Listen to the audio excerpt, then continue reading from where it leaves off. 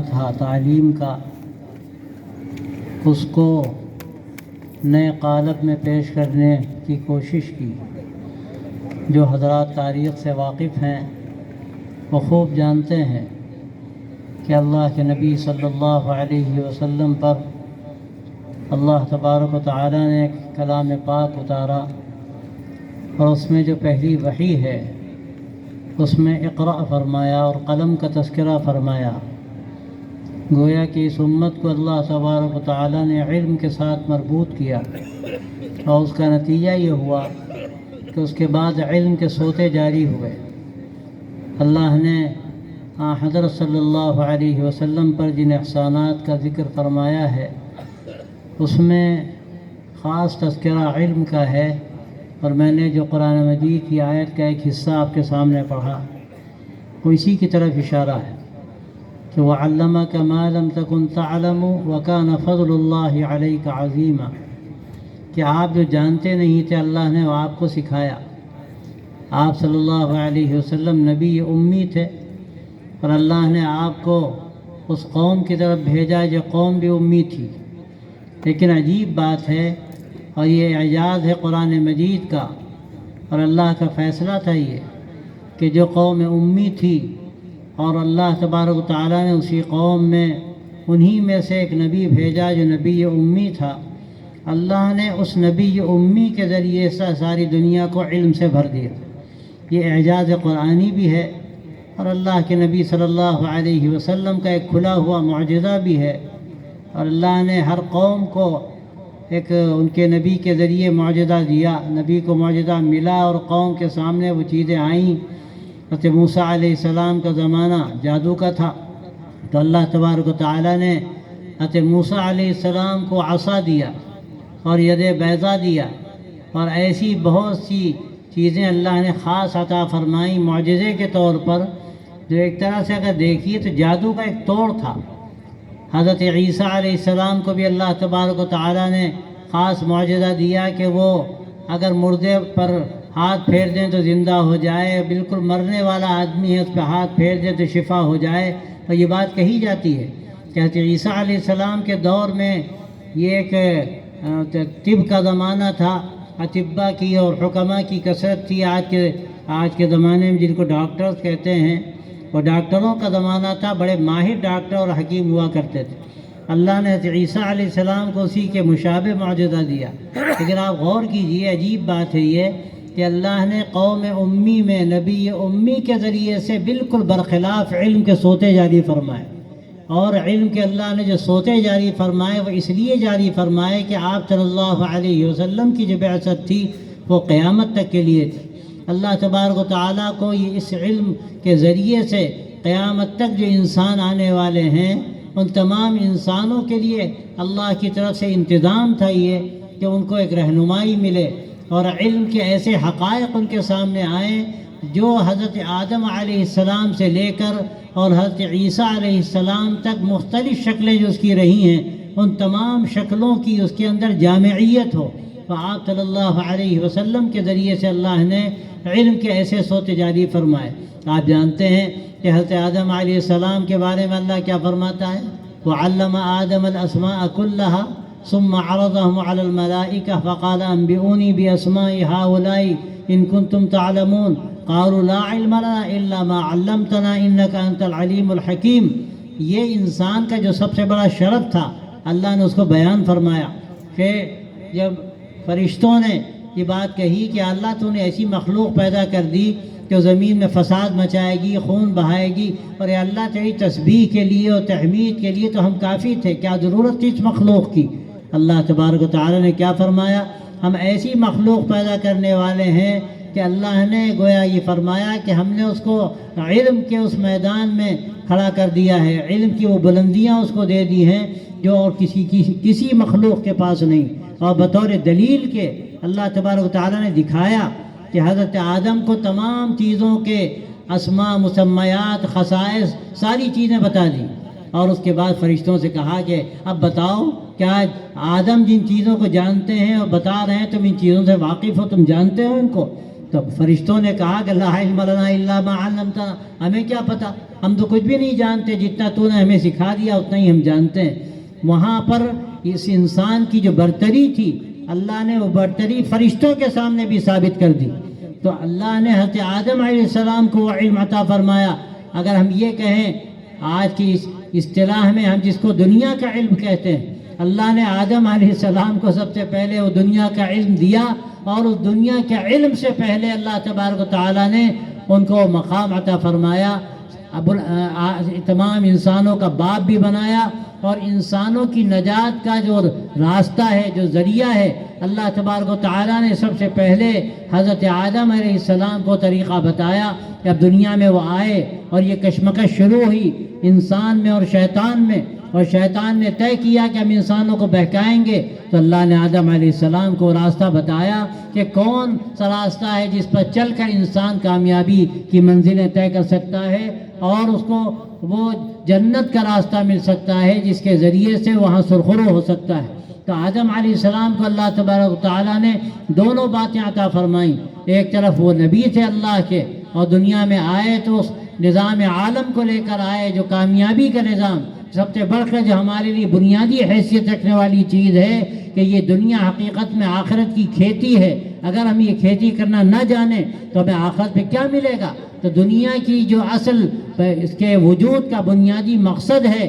وہ تو ہمیں سب سے پہلے سمجھنے کی ضرورت ہے کہ آخرت کی کھیتی ہے۔ اللہ نے اپنے نبیوں کے ذریعے سے ہمیں کھیتی کرنا سکھایا ہے، ہمیں یہ بتایا ہے کہ ہم یہاں کس طرح زندگی گزاریں، کس طرح محنت کریں، کس طرح قربانیاں دیں کہ جس کے ذریعے سے ہمیں آخرت کی کامیابی حاصل ہو۔ لیکن آپ غور کیجئے کہ اللہ تعالیٰ نے حضرت آدم کی برتری کے لیے جو چیز واضح فرمائی وہ علم تھا، اور یہ علم بھی وہ تھا کہ جس کا تعلق اس دنیا کے برتنے سے ہے۔ دنیا میں اللہ نے جو چیزیں پیدا کی وہ یوں ہی نہیں پیدا کی، انسانوں کے لیے پیدا کی۔ یہ زمین اور یہ آسمان اور یہ ستارے اور یہ آپ جو دیکھتے ہیں دریا اور سمندر اور پہاڑ، یہ ساری چیزیں، اور یہ زمین جو سبزہ اگاتی ہے، اس کا تذکرہ اللہ نے بار بار قرآن مجید میں کیا ہے، اور یہ بطور علامت کے کیا، ایک نشانی کے طور پر کیا۔ ایک طرف یہ انسان کی ضرورتیں پوری کرنے والی چیز ہے، لیکن دوسری طرف وہ انسان کو یہ واضح کرتی ہے کہ دیکھو اللہ تعالیٰ کیسے اس مردہ زمین کو زندہ کرتا ہے اور کیسے سبزہ اگتا ہے۔ تو جب دنیا میں انسان ختم ہو جائے گا، فنا کے گھاٹ اتر جائے گا، اس کو چاہے مٹی کھا جائے اور چاہے درندے کھا جائیں، چاہے اس کو جلا دیا جائے، کچھ بھی کر دیا جائے، لیکن اللہ تبارک و تعالیٰ اسی طرح قدرت رکھتا ہے کہ اسی زمین سے اللہ تعالیٰ ایک دن انسان کو کھڑا کر دے گا، اور جو کچھ اس نے دنیا میں کیا ہے وہ اس کا حساب لے گا۔ تو اللہ تبارک و تعالیٰ کی یہ قدرت کے جو مظاہر ہیں ان کو قرآن مجید میں بیان کیا گیا۔ میں عرض یہ کر رہا تھا میرے دوستو کہ حضور پاک علیہ السلام کو اللہ تبارک و تعالیٰ نے ان تمام علوم کی ایسی جامعیت عطا فرمائی کہ جو قیامت تک کے لیے ضروری تھی۔ اگر حضور پاک علیہ السلام کے پاس ان علوم کی کنجیاں نہ ہوتی اور حقائق نہ ہوتے تو ہم شاید ان ترقیوں تک نہ پہنچتے جو ہم کو نظر آتی۔ یقینی بات ہے اللہ کے نبی صلی اللہ علیہ وسلم کی جو بعثت کا بنیادی مقصد ہے اس کا ذکر قرآن مجید میں ہے کہ هو الذی بعث فی الأمیین رسولا منہم یتلو علیہم آیاتہ ویزکیہم ویعلمہم الکتاب والحکمہ۔ آپ کی بعثت کا مقصد یہ ہے کہ آپ قرآن مجید کی آیتوں کو پڑھ پڑھ کر سناتے ہیں اور لوگوں کا تزکیہ فرماتے ہیں، ان کو پاک صاف کرتے ہیں، ان کو زندگی کا صحیح راستہ بتاتے ہیں اور کتاب و حکمت کی تعلیم دیتے ہیں۔ یہ بنیادی مقصد ہے آپ صلی اللہ علیہ وسلم کی بعثت کا۔ لیکن یاد رکھیے حضور پاک علیہ السلام نے جس طرح علم سے اس امت کو وابستہ فرمایا اور جس طرح قلم کے ساتھ اس امت کو جوڑا گیا اور آپ کی زبان مبارک سے کلمات بطریق وحی جاری ہوئے کہ اقرأ باسم ربک الذی خلق خلق الانسان من علق اقرأ وربک الاکرم الذی علم بالقلم۔ اس سے بات صاف طریقے پر سامنے آتی ہے کہ اب جو زمانہ ہے یہ علم کا زمانہ ہے، قلم کا زمانہ ہے، اور قلم کی جو اعلیٰ سے اعلیٰ شکلیں ہو سکتی ہیں۔ ایک دور تھا کہ سیٹھے کا قلم تھا اور روشنائی تیار کی جاتی تھی، اس سے لکھا جاتا تھا۔ اب زمانہ پھر آیا کہ لوگ ڈاٹ پین سے لکھنے لگے، فاؤنٹین پین آ گیا اور نہ جانے کیسے کیسے قلم آ گئے، اور آج دنیا بدل گئی۔ آج تو حال یہ ہو گیا کہ آدمی بولتا ہے اور قلم لکھتا ہے،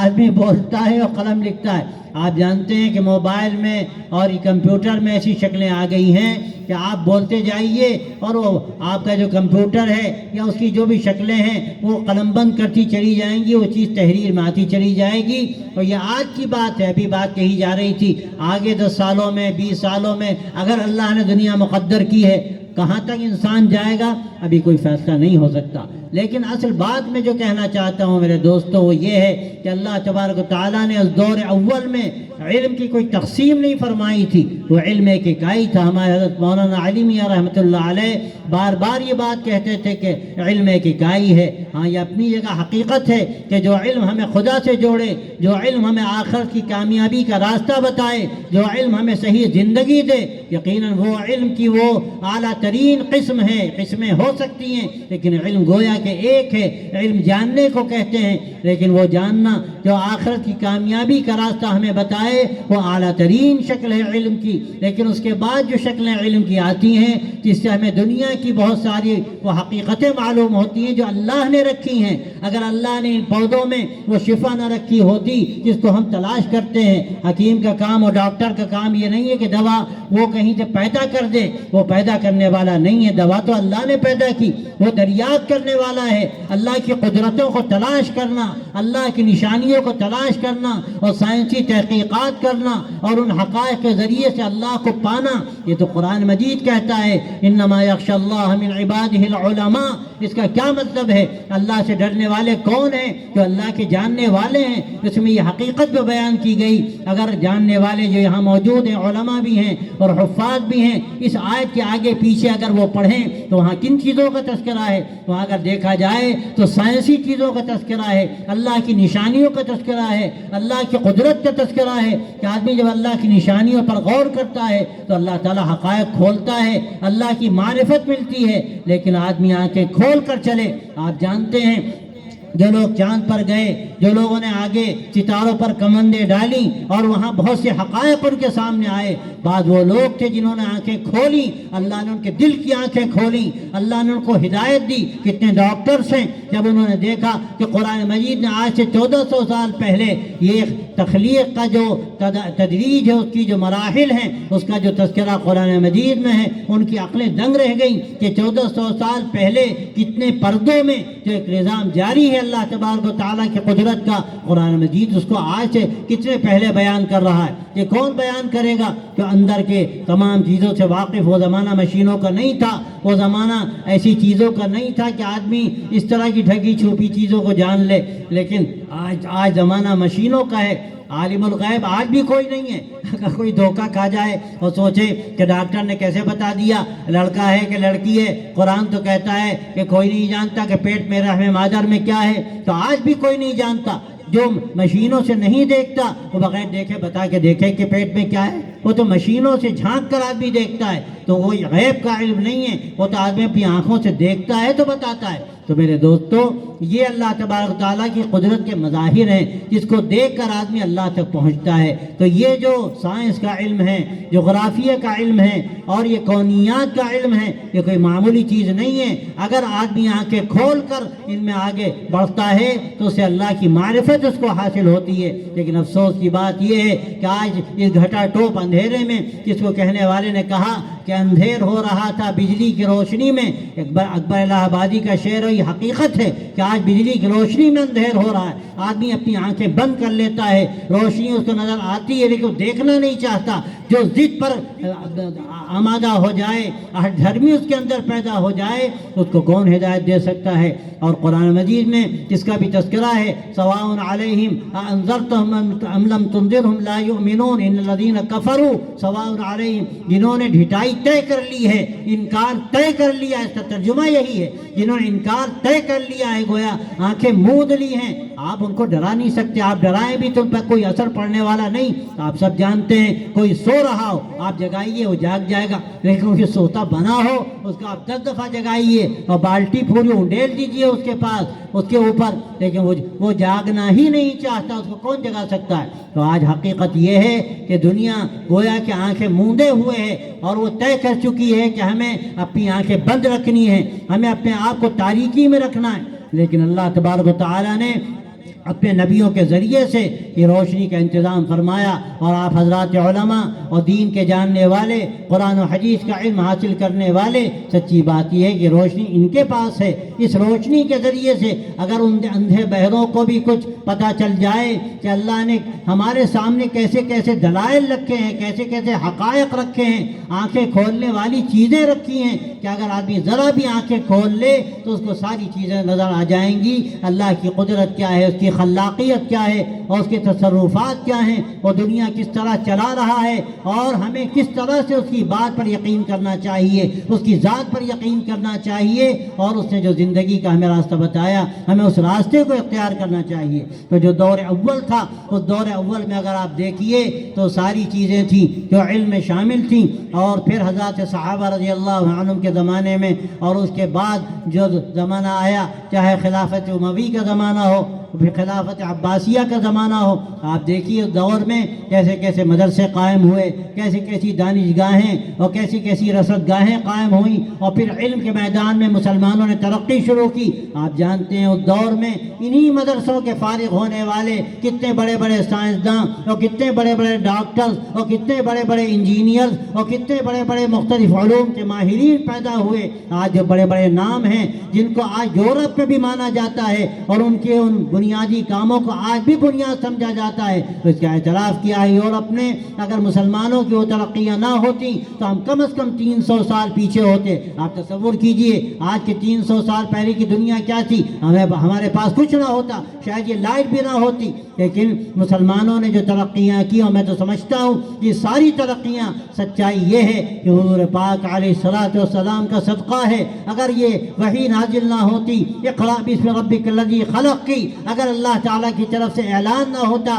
کہ وعلمک ما لم تکن تعلم وکان فضل اللہ علیک عظیما، اگر حضرت آدم علیہ السلام کا یہ تذکرہ نہ ہوتا کہ اللہ نے ہر چیز کا ان کو علم عطا فرمایا، تو شاید یہ علم کی بہاریں ہمیں نظر نہ آتی، آج دنیا نہ جانے کہاں ہوتی۔ میں آپ سے یہ کہنا چاہتا ہوں کہ دور اول میں جس طرح ایک ہی جگہ سے سارے علوم کے سوتے جاری ہوتے تھے، اور اس کا فائدہ یہ تھا کہ علم کے اندر نافعیت ہوتی تھی، علم کا اخلاق کے ساتھ توازن ہوتا تھا، علم کے ساتھ وحی الہی ہوتی تھی، اور وحی الہی کے سائے میں، اسم الہی کے سائے میں یہ علم پروان چڑھتا تھا، اور جس کے نتیجے میں یہ دنیا جنتی شان بنتی تھی۔ آج میں افسوس کے ساتھ کہتا ہوں، آج سے تقریباً 800 سال پہلے کہ اب دنیا تقریباً اب اس ان ترقیوں کی منزلوں سے نیچے آنا شروع ہوئی، اور اس کے بعد عیسائیوں نے علم کو اپنے ہاتھ میں لیا۔ ہمارے حضرت مولانا یہ بات کہتے تھے کہ دنیا کے لیے شاید وہ دن منحوس ترین دن تھا کہ جب کایا پلٹی اور یہ گیند عیسائیوں کے پالے میں گئی، اور کس طرح گئی اس کی بھی ایک تاریخ ہے کہ ایک ہی مرتبہ بٹن دبانے سے کام نہیں ہوا، بلکہ آپ جانتے ہیں کہ عیسائی دنیا میں کرسچنز کی اگر آپ تاریخ دیکھیں، علم کے سب سے بڑے دشمن تھے یہ، آج ان کو سب سے بڑا دوست سمجھا جاتا ہے، اور یقیناً انہوں نے کوششیں کی، لیکن ایک دور تھا وہ علم کے سب سے بڑے دشمن تھے۔ اور آپ جانتے ہوں گے تاریخ کے جاننے والے کہ اگر کوئی علم حاصل کرتا تھا تو ان کے جو بڑے بڑے مذہبی پیشوا ہوتے تھے، اگر معلوم ہوتا تھا اس نے علم حاصل کیا اس کو جلا دیتے تھے، اور اگر وہ مر گیا ہوتا تھا تو اس کی ہڈیاں نکال کر قبر سے اس کو جلاتے تھے تاکہ لوگوں کو عبرت ہو، کوئی علم کے قریب نہ جائے۔ لیکن جب صلیبی جنگیں ہوئیں اور عیسائیوں کو شکست ہر جگہ ہوتی چلی گئی، اس وقت انہوں نے اس کا احساس کیا، اور یہ بات ان کے اندر پیدا ہوئی کہ جب تک اپنی حکمت عملی ہم نہیں بدلیں گے ہم کبھی فاتح نہیں ہو سکتے۔ اور وہ ایک اس کی پوری تاریخ ہے جس میں جانے کا اس وقت موقع نہیں ہے، لیکن وہاں سے ایک انقلاب آیا اور انہوں نے علم کے میدان میں ترقی شروع کی، اور مسلمانوں نے میدان چھوڑا، وہ پیچھے ہٹنے لگے، انہوں نے علم کو بانٹ دیا۔ اس کا نتیجہ یہ نکلا کہ وہ دنیا پر چھا گئے، لیکن وہ کلیسا اور بادشاہی دین و دنیا کی جو ایک تفریق تھی اس دور میں پیدا ہوئی تھی، اور ایک کشمکش تھی، اور اس کشمکش کے نتیجے میں بالکل کلیسا کو شکست ہو گئی، اس کو کنارے لگا دیا گیا، اور یہ ایسی خطرناک وہ موڑ تھا، ایک ایسا مرحلہ تھا کہ جس دنیا کو گویا کہ ایک جہنم بنا دیا۔ ہوئی دین و دولت میں جس دم جدائی، ہوئی دین و دولت میں جس دم جدائی، ہوس کی امیری ہوس کی وزیری، یہ اعجاز ہے ایک صحرا نشیں کا، یہ اعجاز ہے ایک صحرا نشیں کا ہوئے ایک جنیدی و عرض شیری. یہ بات جو کہی جا رہی ہے حقیقت میں اقبال نے اسی امتزاج کی طرف اشارہ کیا ہے کہ دین و دنیا کوئی فرق نہیں تھا، بلکہ دور اول میں یہ دونوں چیزیں ساتھ چلتی تھی. لیکن کچھ ہماری مصلحتیں تھیں اور کچھ کشمکش کا نتیجہ تھا کہ مذہب کو الگ کیا گیا اور یہ طے کر دیا گیا کچھ مذہبی رسومات ہیں، اس میں کلیسا کو حصہ دے دیا جائے، اس کے بعد ہم آزاد ہیں، ہم جو چاہیں کریں. آپ جانتے ہیں اس کا نتیجہ کیا نکلا. ایٹم بم بنائے گئے اور دنیا پہ برسائے گئے، ملکوں کو تباہ کیا گیا، جانیں لی گئیں، اس کی تعبیریں کی گئیں اور دنیا خود غرضی کی آگ میں جھلسنے لگی اور آج بھی جھلس رہی ہے. میں آپ سے صاف کہتا ہوں یہ ذمہ داری مسلمانوں کی ہے تو علم کو اپنے ہاتھ میں لیں، علم کو اخلاق کے ساتھ آراستہ کریں، اللہ کے نام کے ساتھ آراستہ کریں اور دنیا کو وہ سبق دیں، وہ پیغام دیں جس کو آج دنیا ترس رہی ہے. اور مسلمانوں افسوس کی بات ہے، میں آپ سے کہتا ہوں کہ ہمارے پاس جو دولت تھی ہم نے اس دولت سے فائدہ نہیں اٹھایا. آج میں اپنی مسرت کا اظہار کرتا ہوں، یہ کوششیں آج سے نہیں تقریباً 150 سال سے ہو رہی ہیں کہ ایسے ادارے قائم کیے جائیں یہاں ہم ہر حیثیت سے آگے بڑھنے کی کوشش کریں اور اللہ کے نام کے سائے میں آگے بڑھیں، اللہ کی وحی کے ساتھ آگے بڑھیں، اسلامی اخلاق کے ساتھ آگے بڑھیں. لیکن میں سمجھتا ہوں یہ کوششیں جو مختلف جگہوں پر ہو رہی ہیں کوئی بہت زیادہ ابھی تک کامیابی نہیں مل سکی. مجھے مسرت ہے کہ یہاں الحمدللہ یہ سلسلہ شروع کیا گیا. میں امید کرتا ہوں کہ پورے توازن کے ساتھ انشاءاللہ ہم آگے بڑھیں گے. جو فرق ہے وہ اپنی جگہ پر ہے، جو علم ہمارے آخرت کی کامیابی کا ہے، جو دنیا کے علم کو بھی قیمتی بناتا ہے. میں تو صاف کہتا ہوں کہ اگر یہ آخرت کی کامیابی کا علم نہ ہوتا تو دنیا کے علوم بھی جہالت بن جاتے. اور آج کیا ہو رہا ہے، جن ہمارے مذاہب کے ماننے والوں کے پاس آخرت کا علم نہیں ہے وہ اس دنیا کے علم کو جہالت کا ذریعہ بناتے ہیں. ہمارے بڑے بھائی ماں عبداللہ صاحب کہتے تھے کہ جہالت پڑھ لکھ گئی ہے.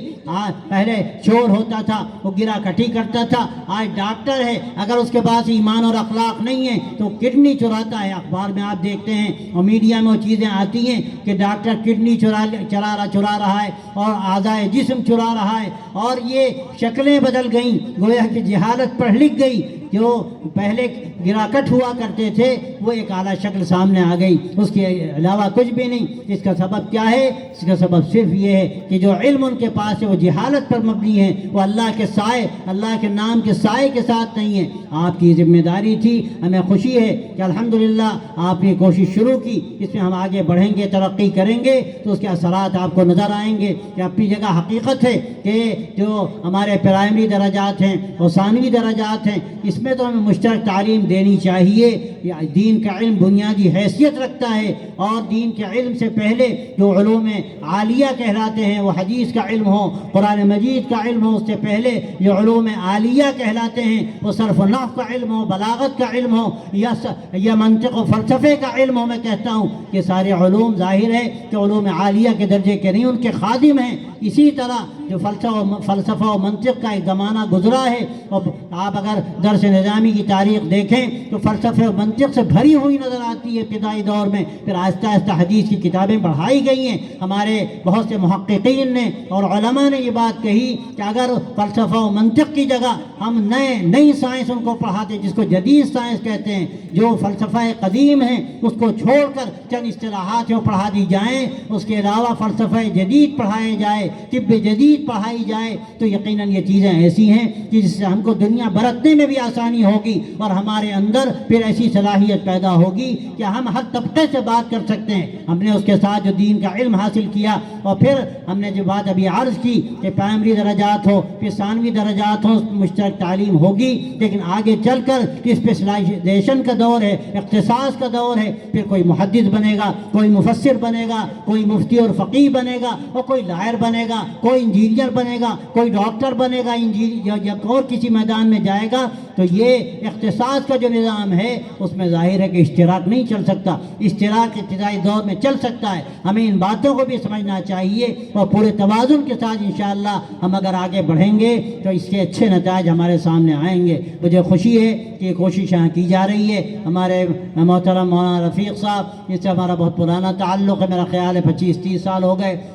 میں ان سے واقف ہوں. پہلے بھی میں حاضر ہوا شری وردھن میں جو دارالعلوم ہے وہاں میں آیا, وہاں بھی ان سے ملاقات ہوئی. بڑے ماشاءاللہ متحرک آدمی ہیں اور درد رکھتے ہیں ملت کا. اللہ ان کے درد میں اضافہ کرے, ان کی حفاظت کرے اور صحیح نہج پر ہمیں چلنے کی توفیق دے, اور ہر جگہ ہمیں غلط راستے پر پڑنے سے بچائے. ہمیں توازن قائم رکھنا ہے. اس توازن کے ساتھ اگر انشاءاللہ ہم آگے بڑھیں گے اللہ ہمارے لیے راستے کھولے گا, اور ایسی شکلیں سامنے آئیں گی کہ دنیا کو جیسے افراد کی ضرورت ہے وہ افراد انشاءاللہ مہیا ہوں گے. باقی میں تو ایک بات صاف کہتا ہوں کہ اللہ نے ہمیں لینے کے لیے نہیں پیدا کیا, ہمیں دینے کے لیے پیدا کیا. اللہ نے ہمیں لینے کے, ہم عام طور سے دیکھیے ہم اپنی حیثیت کو ہم نے گرا دیا اور حالت یہ ہو گئی کہ ہم ہر جگہ لینے کے لیے کھڑے رہتے ہیں. اللہ نے تو ہمیں دینے کے لیے پیدا کیا. ہمیں تو اللہ نے بہت اونچا مقام عطا فرمایا ہے. ہمیں یہ سب چیزیں نہیں سوچنی ہیں کہ ہمیں ہمارا حق کیسے ملے گا. ہمیں تو یہ سوچنا ہے کہ ان بیچارے جانوروں کو انسان کیسے بنایا جائے, ہم ان کو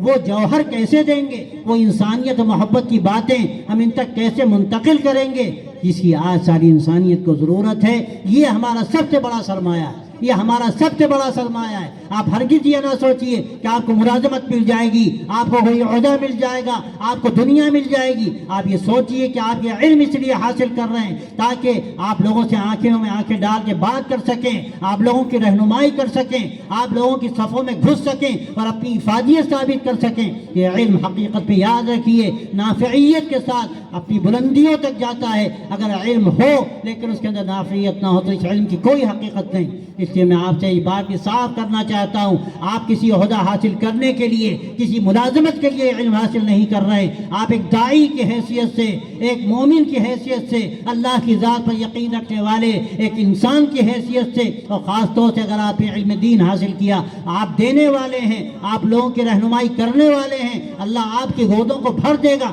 لیکن اگر آپ نے اپنی ذمہ داری کو سمجھا اور یہ طے کیا, ہمارے یہاں کے فارغین چاہے کسی سطح کے ہوں, یہ طے کریں کہ انشاءاللہ ہمیں دینے والا بننا ہے. اپنے اخلاق سے, اپنی محبت و انسانیت سے آج دنیا جس طرح کڑھ رہی ہے اور جس طرح سسک رہی ہے, آج وہ علم اور وہ جوہر اخلاق کا ہمارے پاس ہے. اگر اپنی زندگی کے جوہر کے ساتھ, اخلاق کی بلندیوں کے ساتھ ہم میدان عمل میں آئے, آپ دیکھیں گے لوگ ہمیں ہاتھوں ہاتھ لیں گے. آپ کو اپنا لوہا منوانے کی ضرورت ہے, آپ کو کہیں جا کر کاسہ گدائی لے کر کھڑے ہونے کی ضرورت نہیں ہے. میرے دوستوں اور بھائیوں, اگر اس بلندی کے ساتھ ہم نے آگے بڑھنے کی کوشش کی, اپنی حقیقت کو سمجھ کر, اپنی ذمہ داریوں کو سمجھ کر, اللہ تبارک و تعالیٰ آپ کے سامنے راستے کھولے گا. میں پھر مبارکباد دیتا ہوں اپنے دوستوں کو جنہوں نے یہ کام شروع کیا, اور دعا کرتا ہوں کہ اللہ تبارک و تعالیٰ ان کو اپنی اصل بنیادوں پر قائم رکھے, اور وہ حقائق ہمارے سامنے کھلتے چلے جائیں جن کی آج دنیا کو ضرورت ہے. اور یہاں کے فارغین کے ذریعے سے اللہ تبارک و تعالیٰ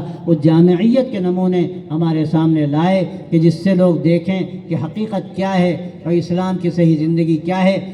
میں آپ کو بطور نمونے کے عرض کرتا ہوں کہ ہمارے دادا مولانا حکیم ڈاکٹر سید عبدالعلی حسنی رحمۃ اللہ علیہ جو ندوۃ العلماء کے ناظم تھے, اللہ نے عجیب ان کے اندر جامعیت رکھی تھی کہ انہوں نے ندوے میں پڑھا, پھر دیوبند جا کر انہوں نے دورہ بھی کیا, شیخ الہند کے شاگرد تھے وہ, اور اس کے بعد عجیب بات ہے انہوں نے طب بھی پڑھی, اور پھر اس دور میں انہوں نے MBBS بھی کیا, اور پھر انہوں نے